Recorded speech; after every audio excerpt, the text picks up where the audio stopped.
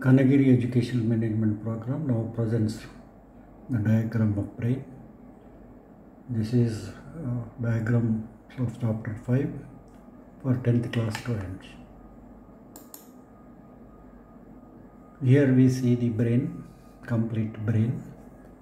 This is cerebral cortex, this is cerebrum, and then we have corpus callosum, and then this is violet one is midbrain, and then this white complete white part is known as diencephalon. So this structure is known as spinal cord. Within diencephalon we have four: thalamus, hypothalamus, hippocampus, and epithalamus is also there. So this belongs to diencephalon. And then small red one here we can see, this is known as pituitary gland, and this is pons varolii. This is medulla oblongata. This part is cerebellum. So this is about the brain diagram.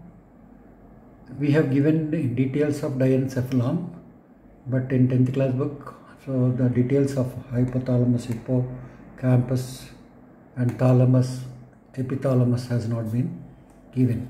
For the benefit of the students, I think with this color, I think it's very clear. Now we could able to recognize them very well. We are going to details. As I said again, cortex, cerebral cortex, this is cerebrum. So the brain has three main parts. This is cerebrum, cerebellum, okay, and then brainstem. This is for complete pons varolii, medulla oblongata, and this is known as brainstem. So this is the upper part is the cerebrum. Cerebrum is the largest part of the brain and is composed of right and left hemispheres. It performs higher functions like interpreting, touch, vision and hearing, as well as speech, reasoning, emotions, learning and control of movement. So this is about the cerebrum, the main part of the brain. And then we can see the pink one. This is known as corpus callosum. Corpus callosum is a large C-shaped. You can see the shape is really in C-shape. Nerve fiber bundle found beneath the cerebral cortex.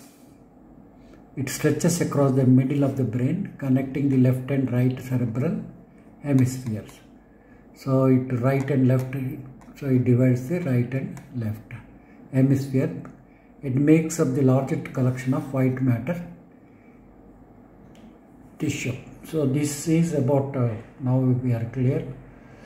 So cerebrum, cerebellum, and then brainstem.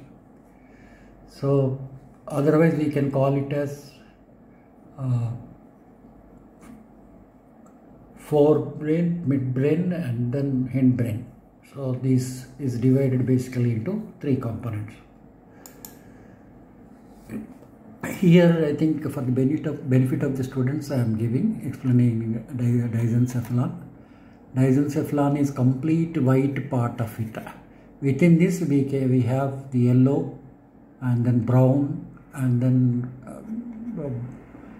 then it is more or less red in color.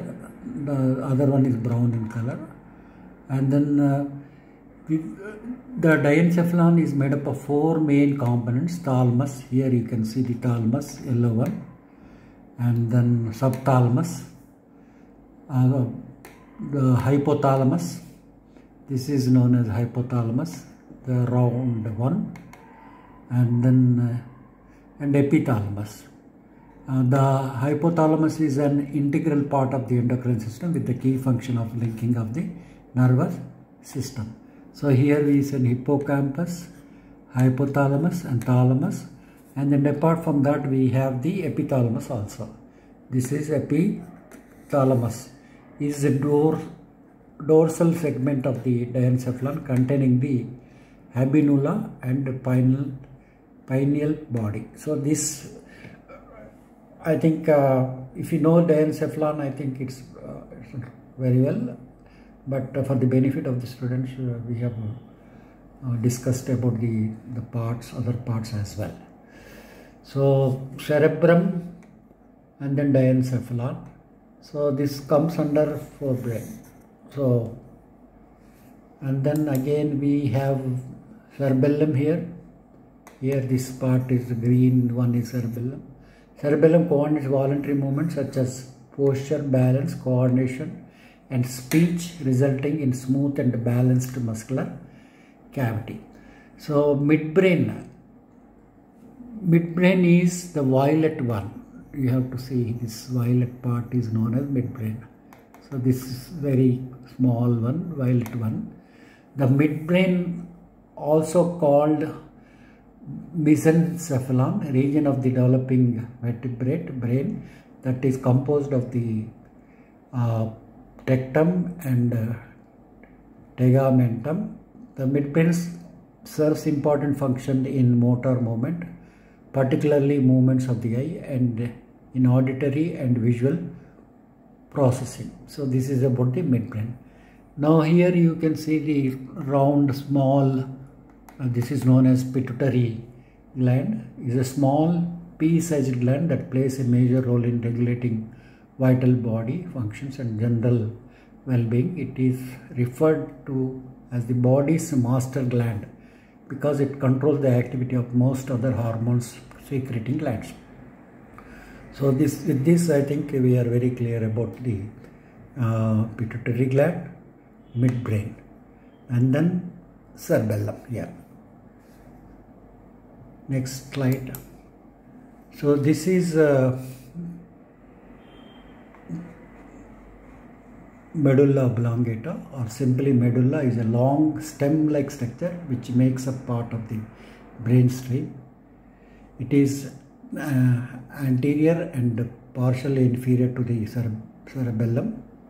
It is cone-shaped neurone mass responsible for automatic involuntary function. About the medulla oblongata. And then here we can see pons varelli. Pons varelli, a band of nerve fiber linking the medulla oblongata and the cerebellum with the midbrain. Pons neural structure, a structure that is a part of the nervous system. So finally we have the stem-like structure down, it is extending.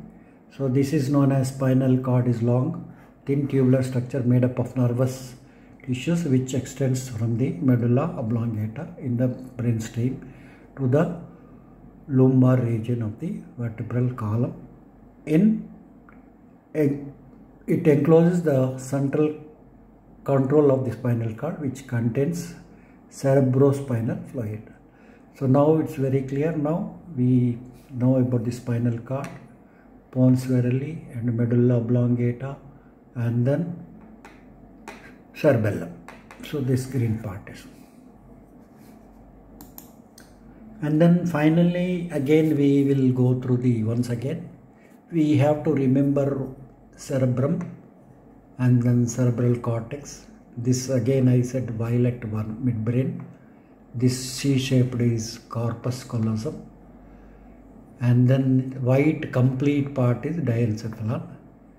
And then for the benefit of the students, we have given thalamus, hypothalamus, hippocampus. This belongs to again diencephalon only. And then epithalamus is also there. We need not worry about these three. And then pituitary gland is very important here. And then pons varelli.